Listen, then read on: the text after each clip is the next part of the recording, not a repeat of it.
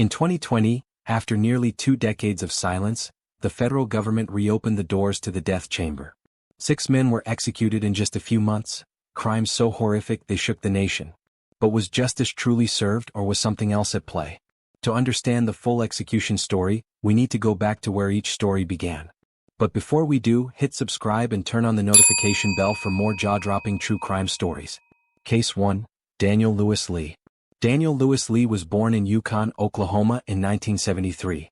By the time he entered adulthood, he had already been entangled in a world driven by hatred and extremist ideology.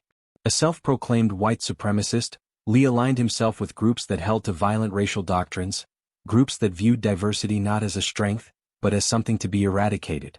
His criminal record grew with time, and so did his involvement in far-right extremism, including his association with the Aryan People's Republic, a radical anti-government group with ambitions of igniting a race war. In 1996, Lee's path of ideology-fueled violence would culminate in one of the most brutal crimes in modern federal history. Alongside his co-conspirator Chevy Kehoe, Lee targeted a family in Arkansas, William Mueller, a gun dealer, his wife, Nancy, and their 8-year-old daughter, Sarah. The motive? Robbery, yes, but something deeper and more disturbing was also at play. Kehoe and Lee believed the Muellers had hidden cash and weapons in their home, and eliminating them would serve their cause. On the day of the crime, Lee and Kehoe tortured the family for information, then placed plastic bags over their heads, sealed them with tape, and ultimately drowned them in a nearby bayou. The youngest victim, Sarah, was just a child. Her body was found submerged alongside her parents, weighed down with rocks and wrapped in garbage bags. The crime shocked the country and immediately drew federal attention. It wasn't just the brutality, it was the racial and ideological motive behind it, the systematic way it was carried out, and the callousness of the execution. In 1999, Lee was sentenced to death. Kehoe, considered the ringleader, received a life sentence. That decision would later ignite debate about fairness and proportionality in capital sentencing. For years, Lee's case bounced through the legal system. Appeals were filed and denied. Questions were raised about his role compared to Kehoe's. Attorneys pointed to inconsistencies in the sentencing, and doubts emerged about the strength of Lee's representation. Still, the federal government held firm. By 2020, as the Trump administration moved to reinstate federal executions, Daniel Lewis Lee's name was the first on the list. But what made Lee's case particularly controversial wasn't only his crime, it was the voice of the very people the justice system claimed to serve. Relatives of the Muellers, including Sarah's grandmother, publicly opposed the execution. They didn't want vengeance. They wanted closure, and for them that didn't include watching another person die. In repeated statements, they pleaded with the government to spare Lee's life, arguing that the execution would reopen wounds and go against their personal and religious beliefs. So here's the question. When even the victims' families plead for mercy, should the state still carry out an execution? Let us know what you think in the comments. Despite legal hurdles, including a last-minute injunction, the execution was carried out. On July 14, 2020, at the Federal Correctional Complex in Terre Haute, Indiana, Daniel Lewis Lee was put to death by lethal injection. His final words echoed through the chamber, "I didn't do it. I've made a lot of mistakes in my life, but I'm not a murderer." His death marked the first federal execution since 2003. It set off a wave of national debate not just about the crime but about the ethics of the death penalty itself, its inconsistencies, its racial implications, its use in a time of political division. For some, it was justice long delayed. For others, it was a stain on a nation struggling with questions of morality, equity, and retribution. Daniel Lewis Lee's case reopened a conversation that the country had left dormant for 17 years, and this time the world was watching. Case 2. Wesley Ira Perky. Wesley Ira Perky was born in Wichita, Kansas in 1952, a childhood marked by abuse, trauma, and early brushes with the law. His upbringing was one of deep instability, shaped by a fractured home and a system that failed to intervene. By the time he reached adulthood, Perky had amassed a lengthy criminal record, and his mental health had been in question for years. Diagnosed at various times with schizophrenia, bipolar disorder, and later, dementia, he often moved between institutions, jails, and psychiatric care. His life, in many ways, was a case study in neglect, untreated illness, and escalating violence. But what happened in 1998 crossed a line from tragic to unspeakable. On January 22 of that year, 16-year-old Jennifer Long was walking home in Kansas City when she encountered Perky. What followed was a crime of shocking brutality. Perky abducted Jennifer, raped her, and then murdered her. He later dismembered her body and burned the remains in his backyard fireplace. When asked about her whereabouts, he fabricated stories, telling investigators she had run away or moved out of state. The horror of that crime, however, wasn't the end. Months later, Perky entered the home of 80-year-old Mary Ruth Bales, a woman he was supposed to help with home repairs. Instead, he struck her repeatedly with a claw hammer, killing her in a vicious and personal act of violence. It was this murder that initially led to his arrest. Once in custody, Perky eventually confessed to Jennifer Long's killing, providing details that matched physical evidence and his own admissions. He was convicted in federal court and sentenced to death in 2003. Yet, the legal battles over his fate would span nearly 2 decades. His attorneys argued he was not mentally fit to be executed, that his diagnosis of schizophrenia and signs of advancing dementia meant he no longer understood why he was on death row. Under U.S. law, executing someone who cannot comprehend the reason for their punishment is unconstitutional. That became the cornerstone of his appeals. Despite these claims and a flurry of last-minute legal interventions, the execution was scheduled. Advocates and mental health professionals voiced urgent concerns, warning that putting Perky to death would violate ethical and legal standards. They cited extensive documentation of his psychiatric history, his delusional thoughts, and evidence that he could not rationally engage with his attorneys. For many, this wasn't about excusing his crimes, it was about questioning whether the state should take the life of a man so deeply impaired. On the morning of July 16, 2020, just 2 days after the execution of Daniel Lewis Lee, Perky was brought to the same federal execution chamber in Terre Haute, Indiana. Despite an injunction briefly halting the process, the Supreme Court cleared the way. He was pronounced dead at 8:19 a.m., following a lethal injection of pentobarbital.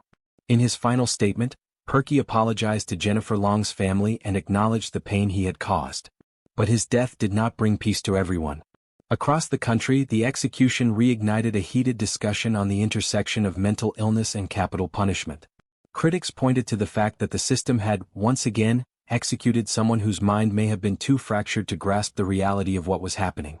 Advocates for reform called the execution a moral failure, an act that ignored decades of psychiatric evidence and precedent. Wesley Ira Perky's case became more than a story about a man who committed terrible crimes. It was a test of the justice system's commitment to fairness, humanity, and the limits of punishment.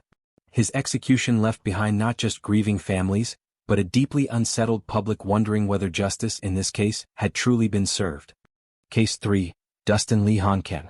Dustin Lee Honken was born in 1968 in Iowa, and by the early 1990s, he had transformed from a quiet, intelligent man into one of the most dangerous methamphetamine manufacturers in the Midwest. Behind the clean-cut appearance was a criminal mind operating with ruthless efficiency. Honken's meth operation ran deep, complex, profitable, and protected by a readiness to use violence to eliminate anyone he viewed as a threat. His criminal record was stacked with drug charges, but it was the chilling way he erased obstacles that earned him a far darker legacy. In 1993, federal authorities were closing in on Honken. His operation was already under investigation when one of his associates, Greg Nicholson, agreed to testify against him in a federal drug case. But before Nicholson could take the stand, he vanished, along with his girlfriend, Lori Duncan, and her 2 young daughters, ages 10 and 6. Months later, another potential witness, Terry DeGius, also disappeared. For years, the cases remained unsolved. No bodies were found and no charges were filed. But in the small Iowa town of Mason City, suspicion quietly settled on Honken. It wasn't until nearly a decade later that the horrifying truth came to light. Acting on new evidence, investigators uncovered the remains of all 5 victims, buried in shallow graves. The Duncan children, Candy and Amber, had been shot execution-style, evidence of cold-blooded calculation. Honken had murdered not just informants, but innocent children, all to silence potential testimony and preserve his empire. Chillingly, prosecutors later revealed that Honken had methodically planned each killing, writing detailed instructions and chillingly referring to the children as collateral. In court, the trial became a showcase of disturbing evidence. Jurors heard recorded conversations of Honken expressing no remorse. Witnesses described his manipulation, threats, and obsession with loyalty. Among the most damning pieces of testimony came from Angela Johnson, Honken's girlfriend and co-conspirator, who helped lure victims to their deaths and later described the gravesite locations to authorities. The prosecution painted Honken not just as a drug kingpin but as a man capable of erasing entire families to protect his self-interest. In 2004, Dustin Honken was convicted in federal court and sentenced to death. Angela Johnson received a death sentence as well, though hers was later commuted to life in prison. For over 15 years, Honken sat on death row as legal appeals moved through the system. Then came the Trump administration's decision in 2020 to resume federal executions. Honken's name was on the list.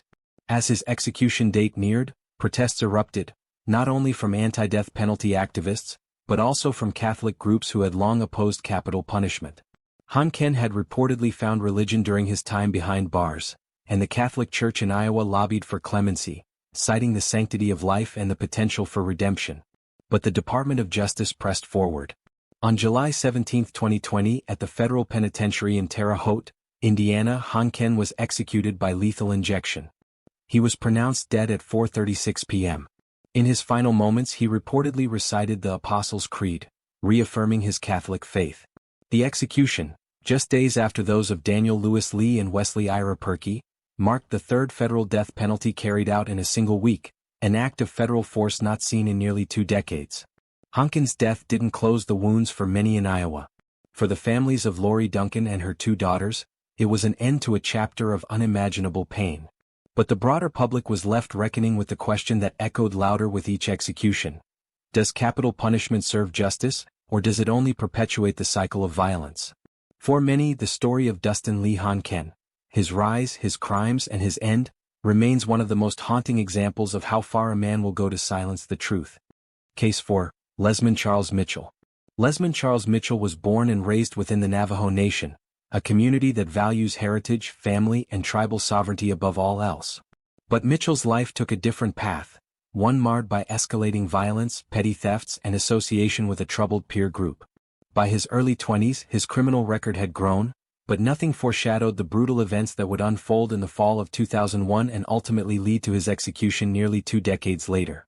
On October 28, 2001, Mitchell and a 16-year-old accomplice embarked on what they claimed was a plan to rob someone for a vehicle. Their target, Alice Slim, a 63-year-old grandmother, and her 9-year-old granddaughter, Tiffany Lee. The pair encountered Slim while she was offering them a ride on a reservation road in Arizona. Once inside her vehicle, the events turned gruesome.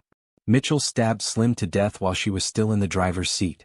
The child, terrified, was forced to sit next to her grandmother's lifeless body as Mitchell and his accomplice drove to a remote area. There they slit the girl's throat, crushed her head with rocks, and dismembered both victims. They later attempted to destroy the evidence by burning and burying the bodies in the wilderness. The crime took place on Navajo Nation land, and both victims were members of the Navajo community. Under normal circumstances, tribal sovereignty would be respected, particularly in matters of capital punishment. The Navajo Nation had long opposed the death penalty, grounded in deep cultural and spiritual beliefs that emphasize harmony, restoration, and forgiveness over retribution. But this case was different. Because Mitchell had stolen a vehicle that crossed state lines and because of the brutality of the double homicide, federal prosecutors stepped in, invoking jurisdiction that overrode the tribe's opposition. Mitchell's trial began in 2003, and the jury found him guilty on multiple counts, including murder, carjacking resulting in death, and kidnapping.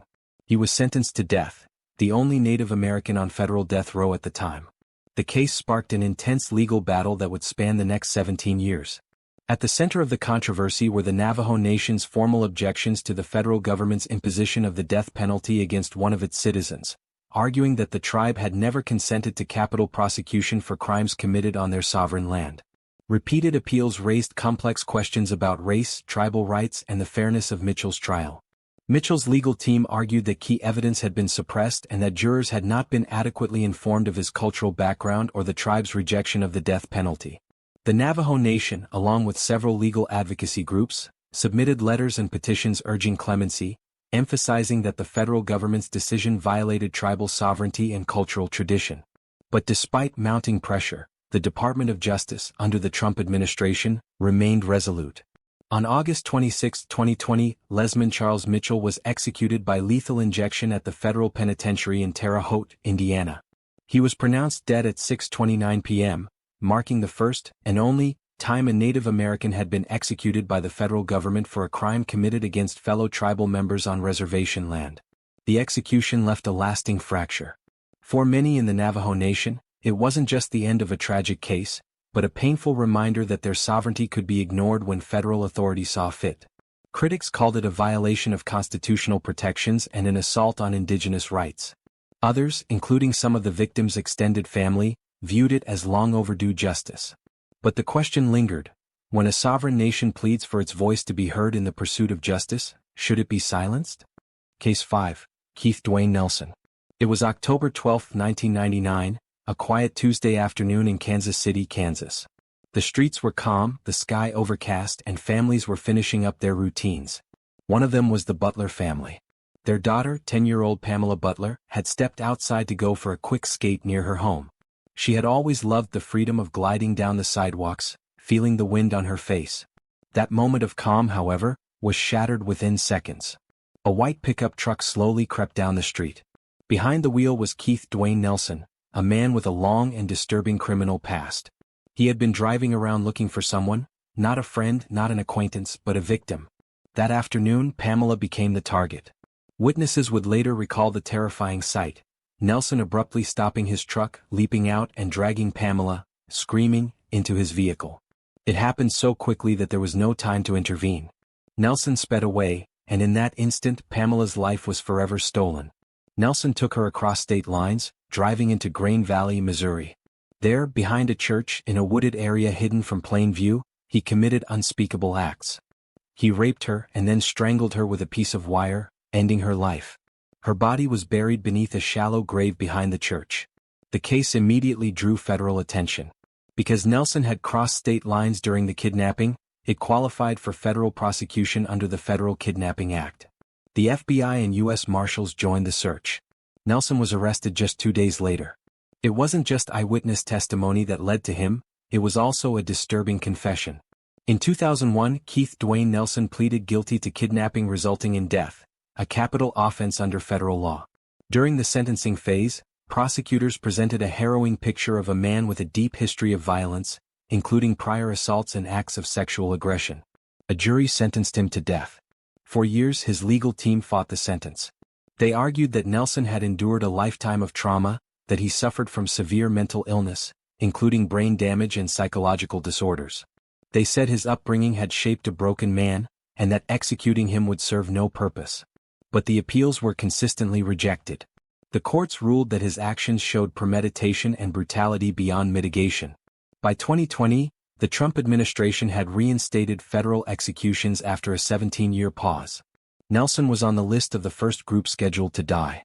As the date approached, anti-death penalty advocates and faith groups made pleas for clemency, calling his execution another example of a flawed justice system.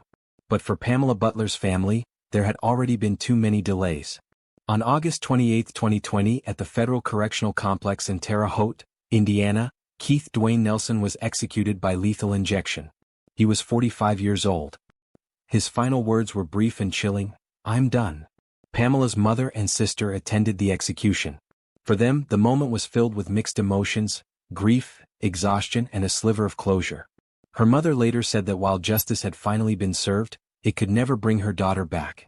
Nelson's execution was the fifth under the renewed federal death penalty program. It sparked renewed national debate. Was justice served, or simply a cycle of violence perpetuated by the state? Could the death penalty ever offer peace to grieving families? Or was it merely a political tool reawakened to send a message? For Pamela Butler's family, the answers were simpler. For over 2 decades, they lived in the shadow of a crime that stole a daughter, a sister, and a young woman full of life. No debate, no appeal, no law could ever return what they lost that October day.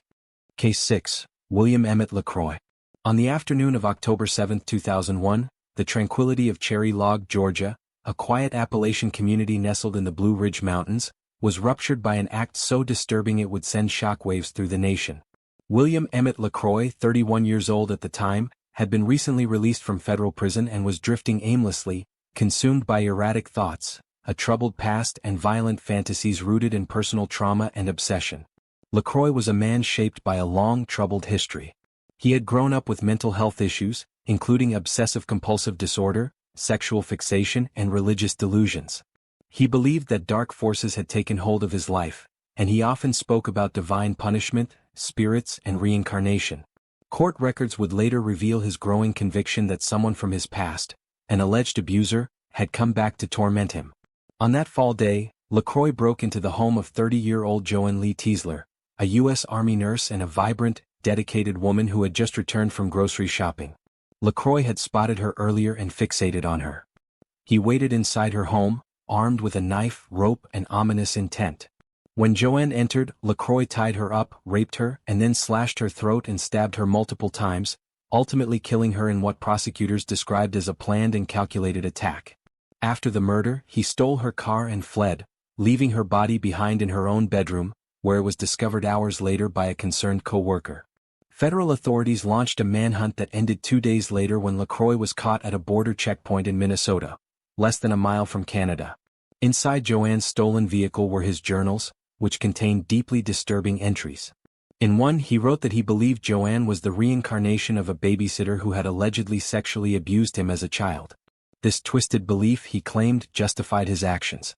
Lacroy was charged with carjacking resulting in death, a federal offense that made him eligible for the death penalty. His trial in 2004 focused heavily on his mental state. Defense attorneys argued that he was delusional and mentally ill, and that the crime was not driven by rational decision-making but by deeply rooted psychosis. Psychiatrists who evaluated him painted a picture of a man haunted by unresolved trauma, religious obsession, and violent sexual ideation. But the prosecution argued otherwise. They maintained that Lacroy had planned the attack, that he had stalked Joanne, prepared tools for the assault, and made conscious efforts to flee. The jury agreed. He was convicted and sentenced to death.